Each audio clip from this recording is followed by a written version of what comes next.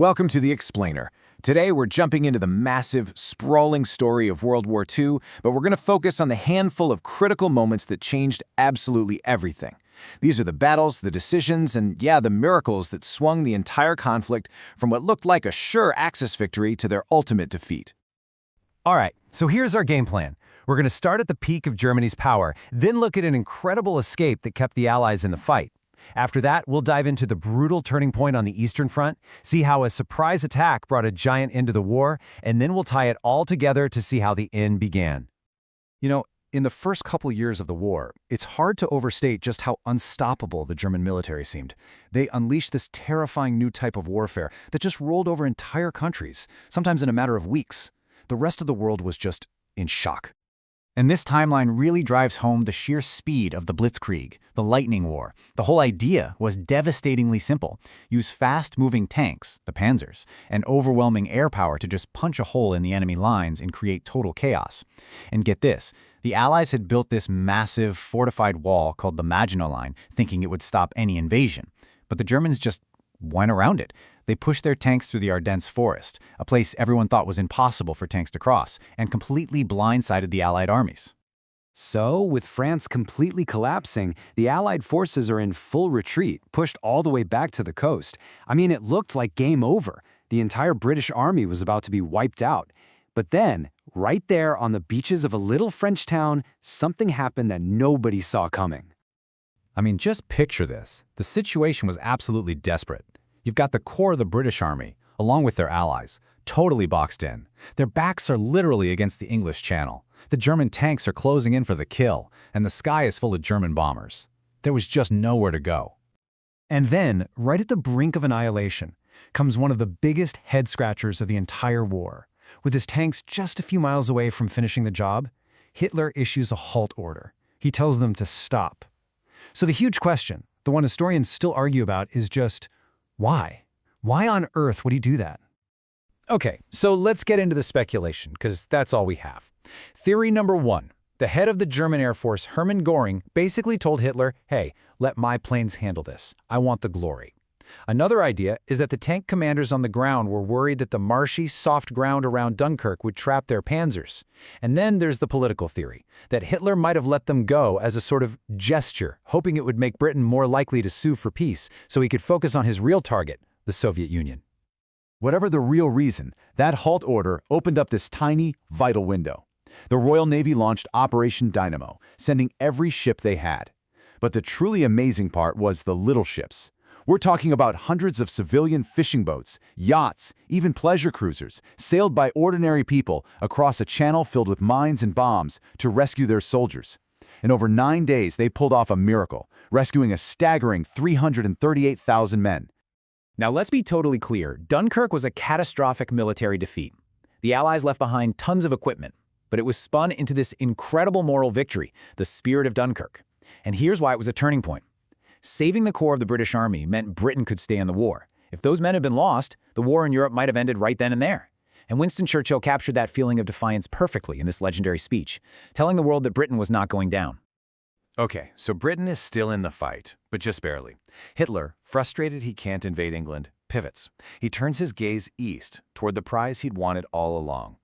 In June 1941, he tears up his peace treaty with Stalin and launches Operation Barbarossa, the single largest land invasion in the history of warfare, straight into the Soviet Union.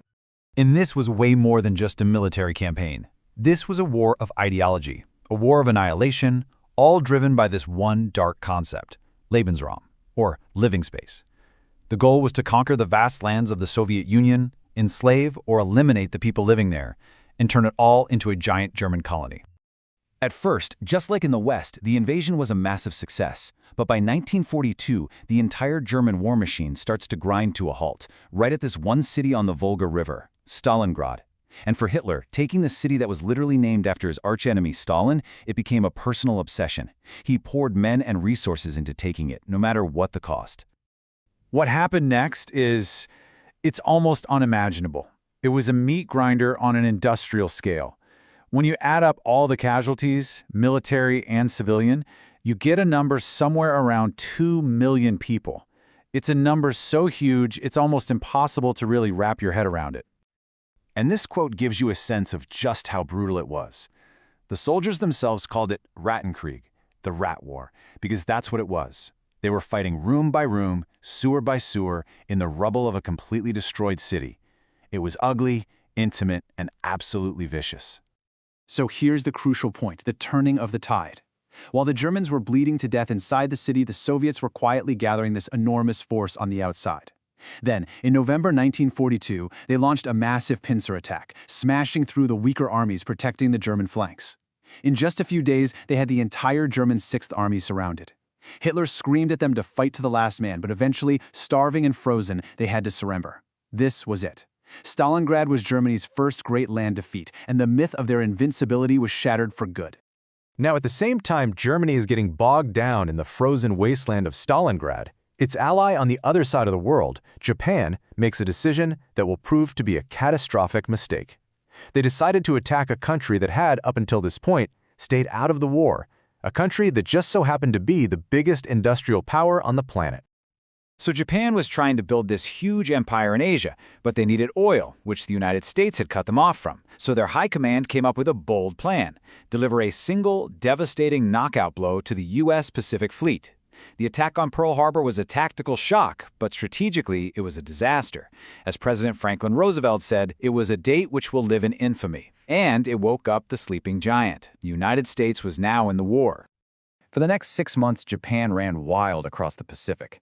But the real turning point came in June 1942 at the Battle of Midway. And this is where it gets really interesting, because American codebreakers had cracked just enough of the Japanese naval code to know they were coming. They set a perfect trap. And as you can see here, the results were devastating for Japan. They lost 4 of their best aircraft carriers. But even more important was the human cost. They lost almost all of their best trained, most experienced pilots they could never replace. It was a blow the Japanese Navy never recovered from. So you see, these 3 events, the miracle escape at Dunkirk, the meat grinder Stalingrad, and that decisive naval victory at Midway, they weren't just isolated battles. They were the absolute hinges upon which the door of history swung, fundamentally changing the direction of the war and paving the way for the final Allied victory.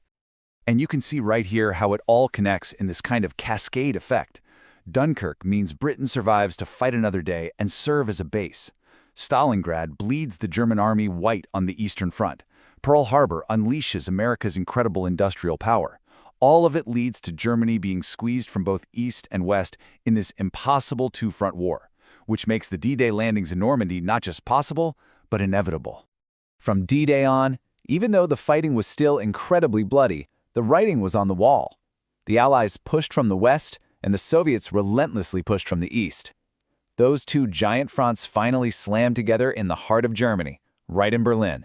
With the Red Army just blocks away, Hitler took his own life, and in May 1945, Germany offered its unconditional surrender. So if there's one thing to take away from all this, it's just how much this colossal conflict rested on a knife's edge. It wasn't some predictable story. It was a messy series of critical moments, individual gambles, and pure chance. Just think about it for a second. What if that order to halt the tanks never came? What if that one Japanese code wasn't broken? Our entire world could look completely different today. It's a powerful reminder that sometimes history turns on the smallest of hinges.